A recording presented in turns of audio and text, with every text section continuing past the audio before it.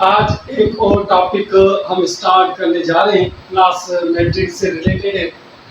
Human respiratory system. इंसान कैसे environment से गैसेस एक्सचेंज या रेस्पिरेशन करता है। अब देखो, इंसान के पास अगर देखा जाए तो एक रेस्पिरेटरी सिस्टम कंसिस्ट ऑफ, इंसान के अंदर एक सेट ऑफ ऑर्गन और टिश्यूज होते हैं। डिफरेंट टाइप के टिश्यूज या ऑर्गन सिस्टम होते हैं या ऑर्गन होते हैं। ऑर्गन सिस्टम एक पूरा रेस्पिरेटरी सिस्टम है और इसके अंदर डिफरेंट टाइप के ऑर्गन्स होते हैं। ठीक है, वो मैं आप लोगों को आगे बताऊंगा कौन कौन से ऑर्गन्स और कौन कौन से टिश्यूज मिलके इस रेस्पिरेटरी सिस्टम को बनाते हैं। ठीक है, अब ह्यूमन जो जिस रेस्पिरेटरी मीडियम है वो रेस्पिरेटरी मीडियम को लंग्स है। हमेशा लंग्स एक पेयर में पाए जाते हैं और सॉफ्ट स्पंजी होते हैं। ठीक है, और इसकी अगर कलर की बात की जाए तो पिंकिश कलर इनका होता है। कलर की बात की जाए पिंकिश कलर होता है। ठीक है, अब आते हैं कि हाईली वेस्कुलाइज्ड ऑर्गन होता है और ये लोकेटेड होता है थोरैक्स रीजन के अंदर, या हम कह सकते हैं चेस्ट कैविटी के अंदर।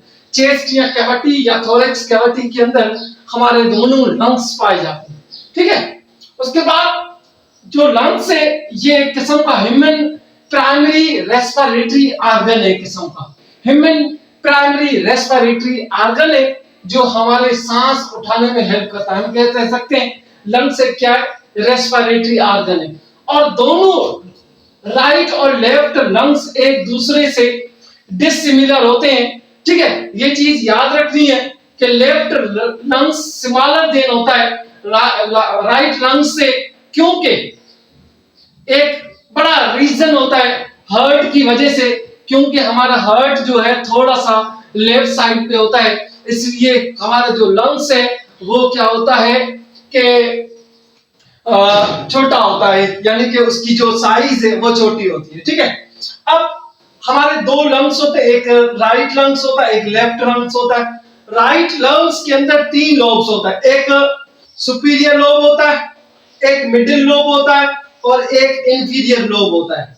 ऐसे अगर लेफ्ट लंग्स के अंदर जाएंगे तो 2 लोब्स होते हैं, एक सुपीरियर लोब होता है और दूसरा इंफीरियर लोब होता है। और इनके बीच में, दोनों के बीच में लाइनिंग होती है। जैसे लेफ्ट लंग्स की अगर बात की जाए तो इंफीरियर और सुपीरियर को सेपरेट करने के लिए एक लाइनिंग होती है जिसको हम ऑब्लिक फिशनर कहते हैं। ठीक है, और इसके अंदर एक हॉरिजॉन्टली फिशनर होता है और एक ऑब्लिक फिशनर होता है जो दोनों को सेपरेट करने में हेल्प करता रहता है।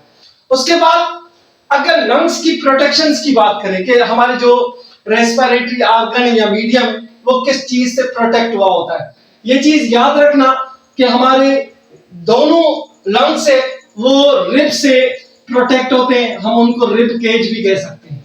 ठीक है, ये प्रोटेक्शंस का काम करती हैं लंग्स और हार्ट दोनों को, कि हमारे जो रिब केज है जिसको हम पिंजरा बोलते हैं, अराउंड द हमारे दोनों लंग्स और प्लस में हार्ट के होते हैं, दोनों को प्रोटेक्शन करने में हेल्प करते हैं। और wall of the thorax cavity are attached with the intercostal muscles. ये दोनों, हालांकि जितनी भी हमारी थोरैसिक कैविटी के अंदर रिब केज पाई जाती है, एक हड्डी दूसरी हड्डी से अटैच होती है, उसके बीच के अंदर एक मसल्स पाए जाते हैं जिसको हम इंटरकोस्टल मसल्स कहते हैं। ठीक है, अब इस लंग्स के अंदर एसोसिएटेड होते हैं रिब केज, वर्टिब्रल कॉलम और प्लस में स्टेर्नम, जिसको हम चेस्ट बोन भी कहते हैं। ठीक है, अब चीज याद रखना, जैसे मैंने आप लोगों को कि हमारी पेयर्स के अंदर कितने 12 पेयर, यानी कि टोटल 24 हड्डियां होती है, 12 आगे की तरफ, 12 पीछे की तरफ।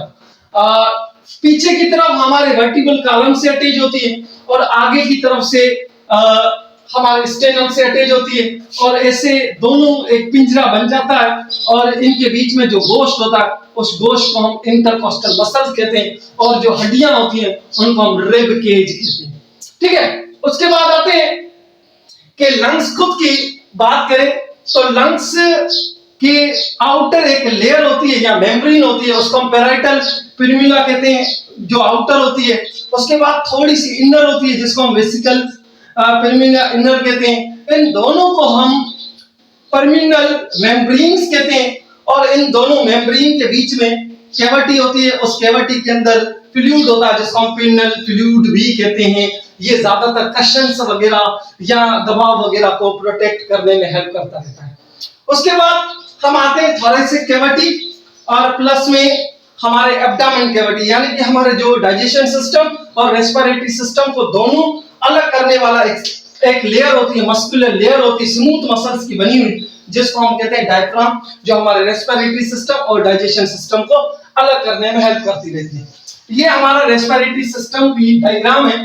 इस डायग्राम के अंदर मैं वन बाय वन आप लोगों को एक एक पार्ट दिखाऊंगा कि क्या क्या चीजें इसके अंदर इंक्लूड होती हैं। ठीक है, अब देखो कि फर्स्ट टाइम नॉस्ट्रल्स जो हमारे एयर को इंटर करने में हेल्प करते हैं, इनहेलेशन या एक्सहेलेशन ऑफ डिफरेंट गैसेस को अंदर लाने में या बाहर निकालने में हमारे कौन इंपॉर्टेंट रोल अदा करते हैं? नॉस्ट्रल्स। उसके बाद आते हैं नोजल कैविटी। अब इन दोनों नॉस्ट्रल्स को या नोजल कैविटी को सेपरेट करने के लिए एक सेप्टा होता है जिसको हम नोजल सेप्टा कहते हैं। ये नोजल सेप्टा क्या करते हैं? हमारे दोनों नोज के कैविटी को सेपरेट करने में हेल्प करती है, जिसको हम नोजल कैविटी कहते हैं। ठीक है, उसके बाद हम आते हैं नोजल कैविटी के अंदर। ठीक है, थर्ड वन हमारे नोजल कैविटी। नोजल कैविटी के अंदर हेयर पाए जाते हैं, वहां पे म्यूकस सीक्रेटिंग होते हैं या सिलिएटेड सेल होते हैं जो म्यूकस सीक्रेट करते रहते हैं। म्यूकस क्या करते हैं? हमारे डस्ट पार्टिकल और जर्म्स को ट्रैप करते रहते हैं और हमारे रेस्पिरेटरी सिस्टम के अंदर जाने के लिए रोक देते हैं। ये हेयर बड़ा इंपॉर्टेंट रोल अदा करते हैं, जो जर्म्स और प्लस में डस्ट पार्टिकल को इंटर नहीं होने देते। और ये याद रखना, प्यूरिफिकेशन या फिल्ट्रेशन ऑफ गैसेस का है ना, हमारे वो हेयर और म्यूकस लेयर करती है, जो म्यूकस सीक्रेट करके उनको रोकती रहती है। ये चीज याद रखना। उसके बाद आते हैं हम फेरेंक्स की तरफ। फेरेंक्स वो जगह है, वो चौराया है जहां पे नोज और प्लस में माउथ एक ही जगह पे कनेक्ट हो जाते हैं। उस कनेक्ट वाले रीजन को हम कहते हैं कि ओरल कैविटी और प्लस में यहाँ माउथ, यहाँ हम नोज के, ये दोनों एक ही जगह के ऊपर कनेक्ट हो जाए तो उस चीज को हम कहते हैं फेरेंक्स। फेरेंक्स, जैसे फेरेंक्स एक चौराहा है, उससे एक दो गलियां निकलती है, जिसको हम एक हमारे डाइजेशन सिस्टम की तरफ जाती है, एक हमारे रेस्पिरेटरी सिस्टम की तरफ जाती है।